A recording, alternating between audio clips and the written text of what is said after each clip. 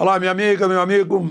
Hora do nosso encontro para a gente falar sobre os fatos do dia. O principal fato é a boca do presidente Lula, que provocou a mais difícil crise, quase um rompimento de relações entre Israel e Brasil.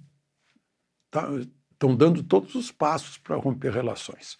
Mas, enfim, hoje, 19 de fevereiro, segunda-feira, em 1649, foi a Segunda Batalha de Guararapes, em que um embrião do Exército Brasileiro, formado por portugueses, negros, índios, que formaram a grande etnia brasileira, expulsamos os poderosos holandeses.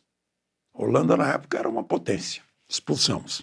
Lá de Pernambuco, Batalha de Guararapes, ali do lado de Recife.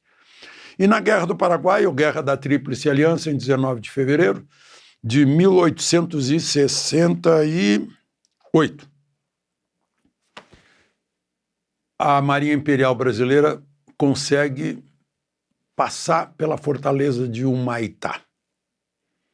Era o rio totalmente armado, e inclusive no leito do rio, com correntes imensas para nenhum navio da Tríplice Aliança podia subir. Vale dizer, navio da Marinha Imperial, que era a principal marinha nessa guerra. Só que o rio subiu e dava passagem, aí tinha que aproveitar. Mas a fortaleza de Humaitá estava muito bem artilhada, tanto que os que passaram, todos receberam tiros, foram danificados. Principalmente embarcações menores, inclusive o Alagoas, feito no arsenal da Marinha do Rio de Janeiro, todo blindado, encouraçados, né? E navios maiores, com tripulação aí de 130 pessoas, os menores com 30, 50, conseguiram passar. Foi uma heróica. Era para ser só tentativa, mas conseguiram passar. E aí abriu o caminho para Assunção.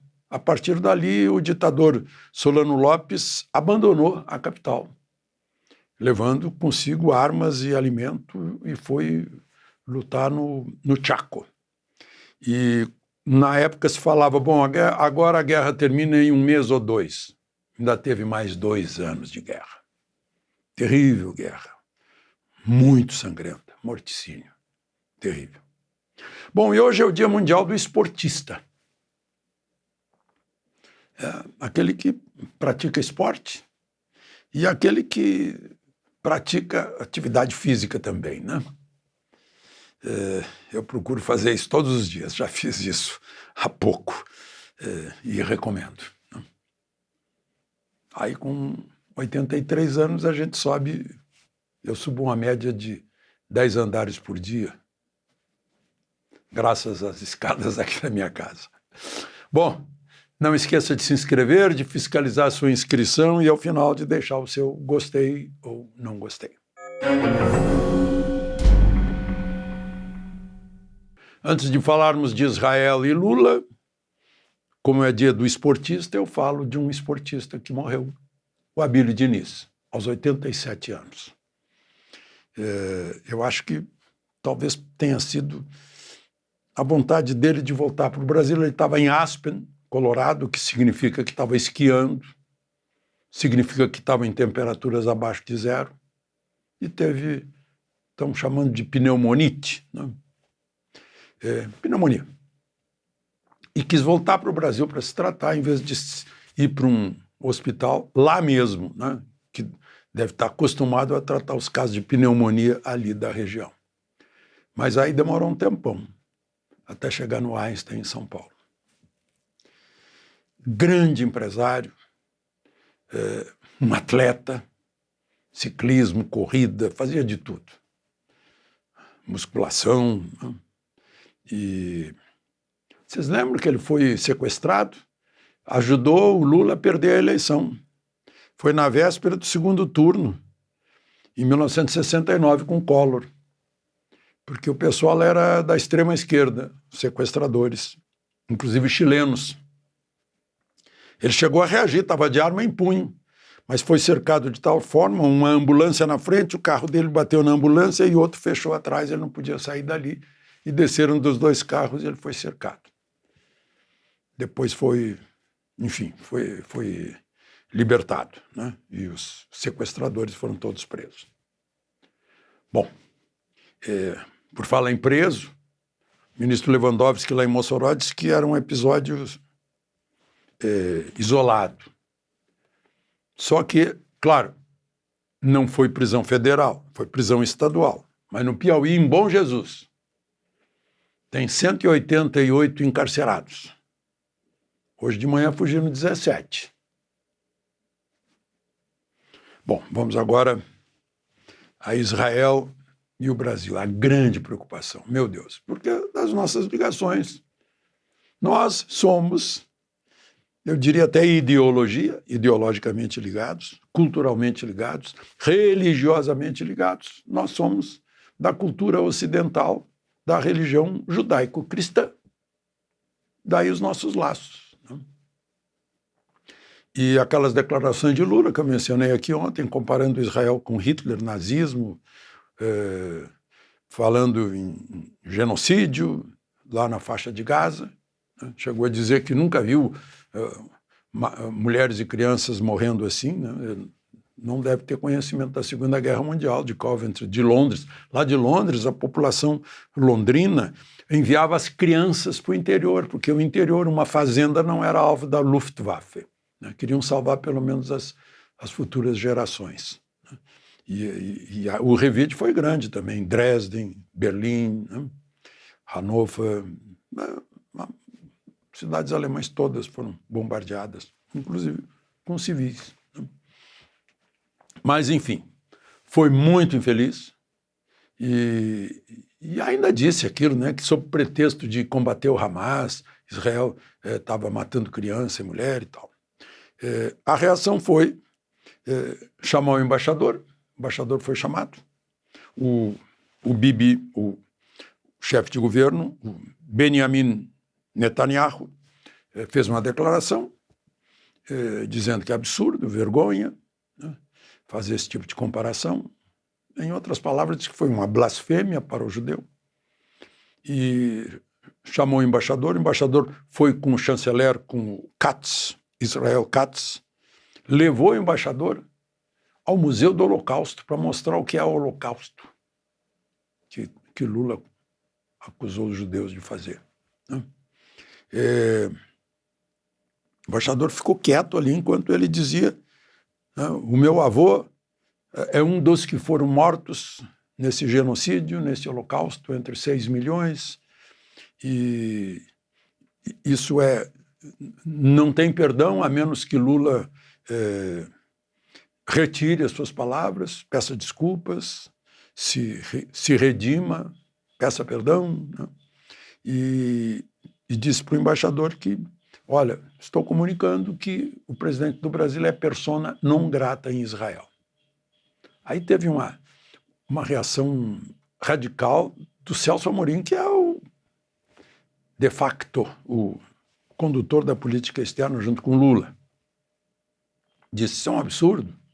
Quem é persona non grata é Israel. Aí, resultado. O governo brasileiro chamou o embaixador Maia, Frederico, se não me engano. Significa o primeiro passo para cortar relações. Né? E o embaixador de Israel aqui, embaixador Daniel Zonshine, significa brilho do sol,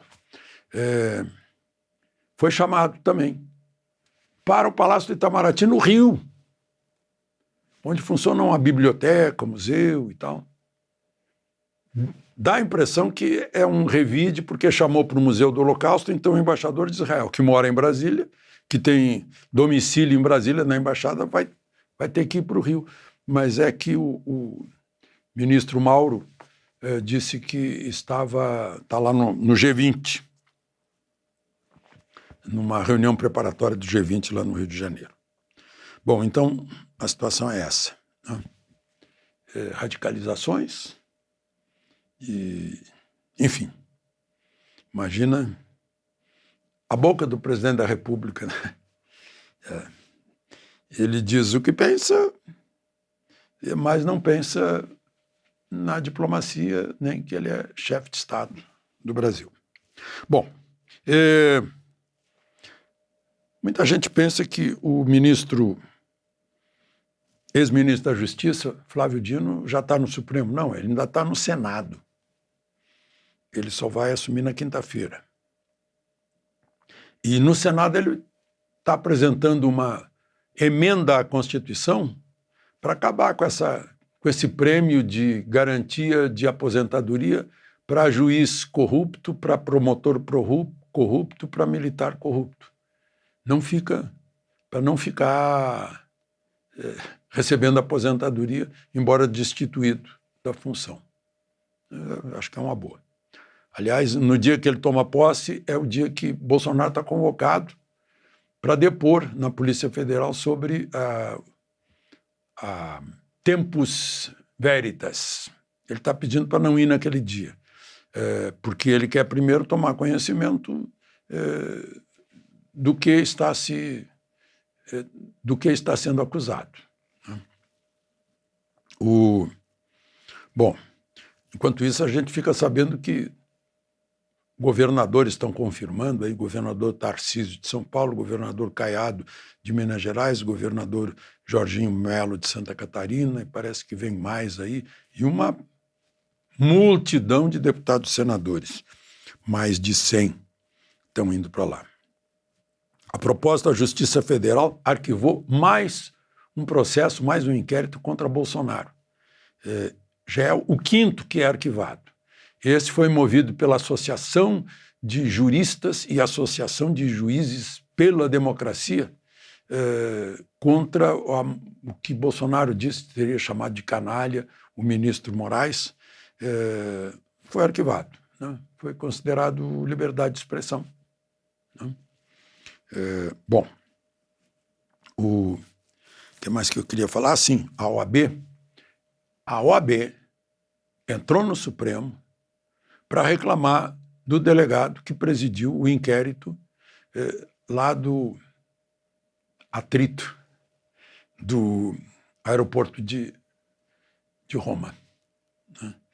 Que esse delegado, diz aqui, pela exposição, delegado federal Hiroshi Sasaki, pela exposição das comunicações entre o advogado do Roberto Mantovani, né? Porque foi divulgado, e que estavam conversando, e era coisa boba, né? Diz assim, olha, eu não quero, não me mande por celulares da sua família, mande por outros celulares as imagens que você tiver lá do aeroporto que eu quero examinar.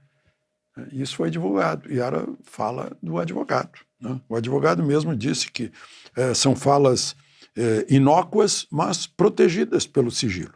E a OAB também entrou na Procuradoria-Geral da República, né? Reclamando sobre isso, né? Pegar celular é aquela Fishing Expeditions. Eu falei para vocês outro dia que eu estou fazendo check-up. Isso é uma Fishing Expedition. Eu não tenho nada, não sinto nada, né? Eu não tenho nenhum sintoma de nada, mas quero ver se está tudo bem. Só que eu posso fazer isso comigo. Agora, a polícia, os investigadores não podem fazer isso com alguém que, a menos que haja algo muito pesado de desconfiança, né? Senão, vamos procurar, quem sabe a gente encontra alguma coisa no celular dele, né? Esse é que é o problema. Não se combate supostos atos antidemocráticos com ações antidemocráticas. De Brasília, Alexandre Garcia.